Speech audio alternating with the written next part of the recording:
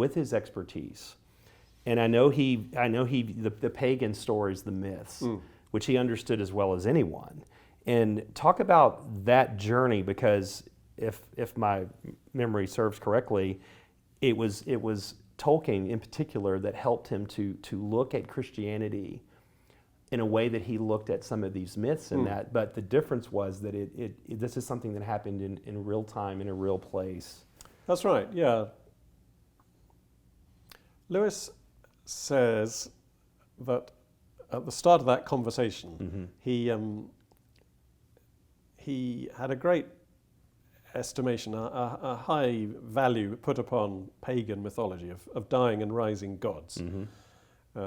He mentions those of Adonis and Bacchus and Balder, and elsewhere he talks about the corn gods and all these pagan deities who die and go down into the underworld, and their death somehow achieves or reveals something back here on earth in the coming of spring, say, or the new life in the crops, or the sunrise. And he had always found them to be, he said, profound and suggestive of meanings beyond his grasp, even though he couldn't say in cold prose what they meant. But then he didn't want to sort of explain them. He was just content to rest in them imaginatively.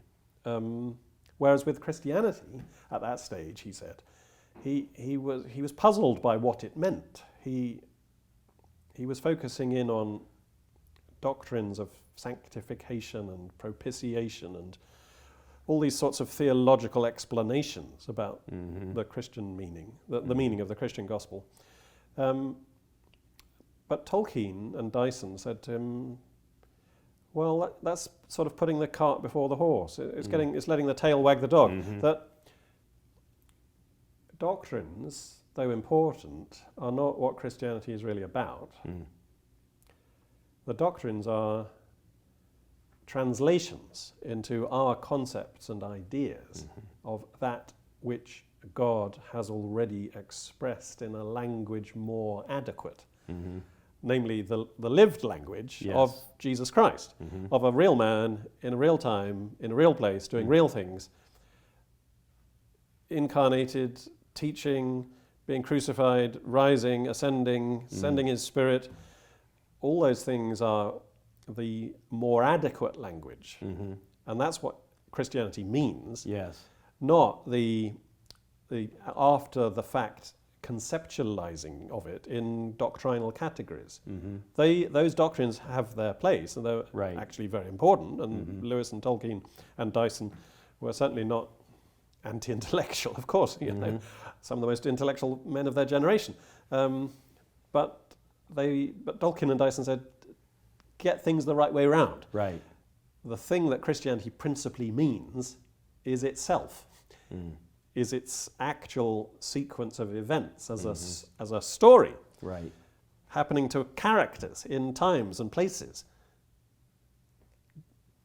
The difference is that with Christianity, this dying and rising God has a good deal of historical validation and definable historical consequences, which you can't say with Adonis and Bacchus and Balder. They happen nobody knows where, nobody knows when. And nobody's even really trying to claim they were historical. But with Christianity, you can claim that, and you ought to claim it, because it's true. So you get all the redolent, suggestive profundities of pagan mythology, but all the reality of actual historical characters. So Christianity, Lewis came to believe, was the true myth. It was mythic in the sense that it was a story of characters and events. It was a narrative. That was its chief meaning. But it was historical.